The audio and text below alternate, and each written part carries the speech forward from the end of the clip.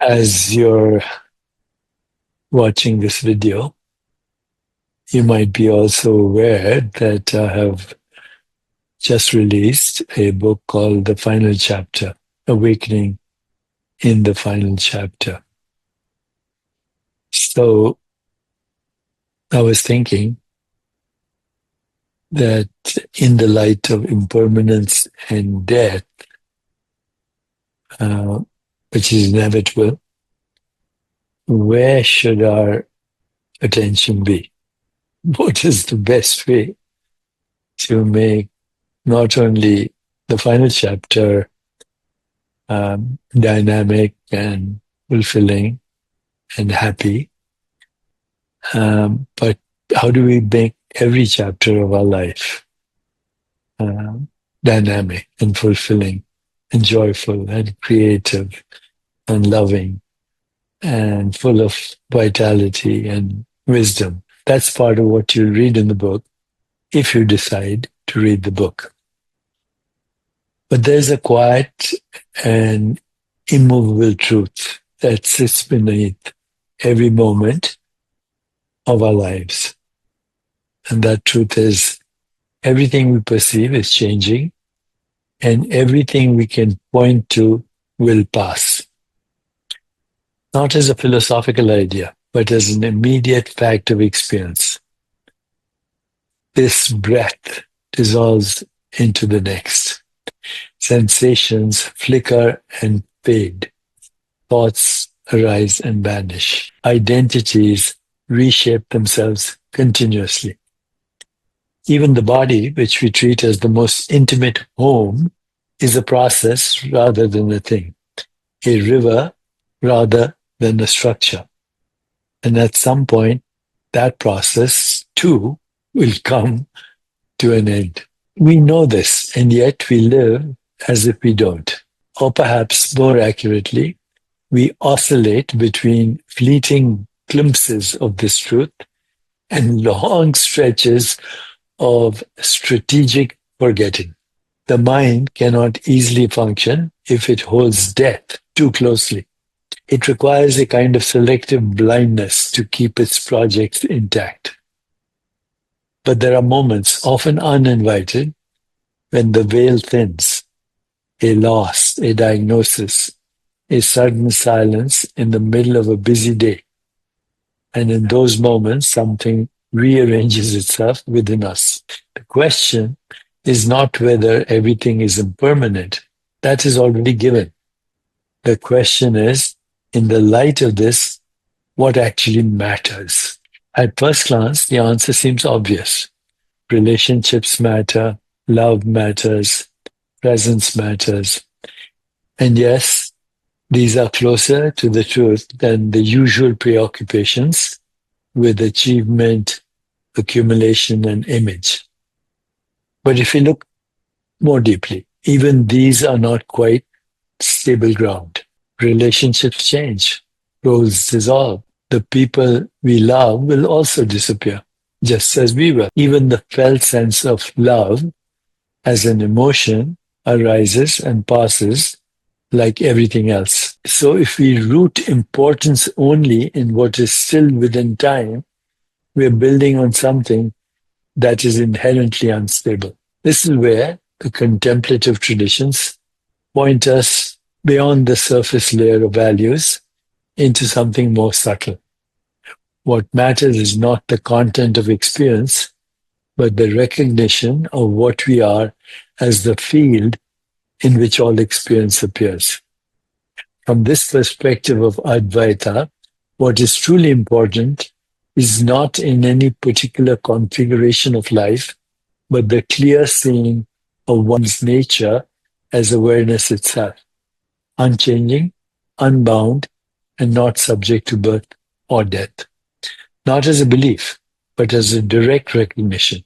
Because if everything that comes and goes is not what we are, then the only thing that could be said to matter, absolutely, not relatively, is this recognition. Everything else becomes secondary. This does not mean that life loses its richness or intimacy. On the contrary, When we are no longer trying to extract permanence from what is impermanent, we are free to fully participate in the fleeting beauty of each moment. A conversation becomes more vivid when it is not unconsciously burdened with the demand to last. A relationship becomes more tender when it is not gripped by the illusion of possession. Even grief, when it comes, is allowed to move cleanly without the added resistance of this should not be happening. In this sense, impermanence does not diminish meaning. It refines it. It removes the unnecessary. What then is not important?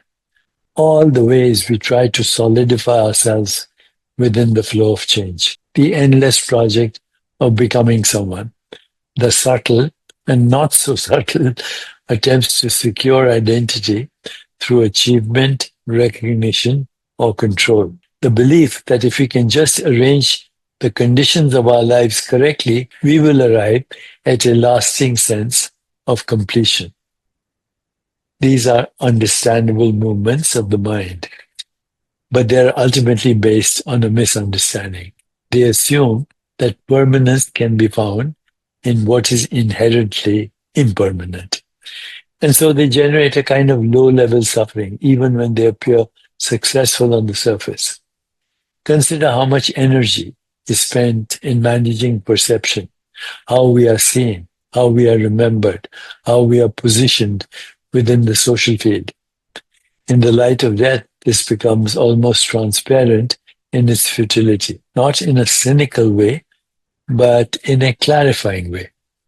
It is not that these things are wrong. They are simply not essential. They do not touch what we are. Similarly, the accumulation of possessions, knowledge, or even spiritual experiences cannot provide what you're actually seeking. Because what we are seeking, whether we articulate it or not, is a sense of wholeness that is not dependent on conditions.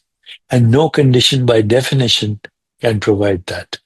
Even time itself begins to be seen differently under this light. We often live as though time is a resource, and it's a resource we can manage and optimize.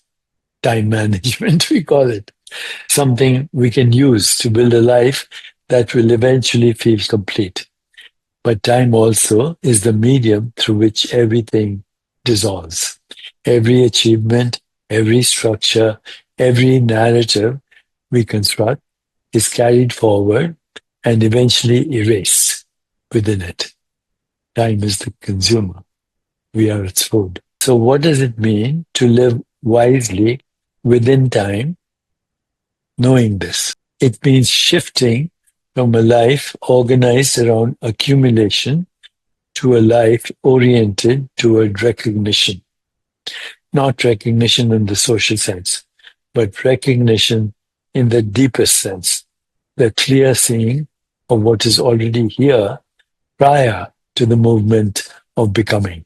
That is why contemplative practice, whether in the form of meditation, self-inquiry, or even conscious movement, has always been central to these traditions. It is not about improving the self, but about seeing through the assumption that we are a separate, time-bound self in the first place. When that assumption begins to loosen, something profoundly simple reveals itself. There's an aliveness here that is not moving toward anything, a presence that does not come and go, a kind of silent fullness that is not dependent on the state of the body or the circumstances of life. And from this, a different kind of living naturally unfolds. Actions still happen, creativity still flows, relationships continue, but they are no longer driven by the same underlying sense of lack or urgency. There's less grasping, less resistance, more ease in allowing things to be as they are. This does not make one passive. If anything, It allows for more intelligent and compassionate engagement because action is no longer distorted by the need to defend or enhance a separate identity. In practical terms, what matters begins to look very simple. Clarity matters. Kindness matters, not as a moral obligation, but as a natural expression of non-separation. And most fundamentally, honesty matters. The willingness to see what is actually true in one's experience rather than continually escaping into distraction or conceptual overlays.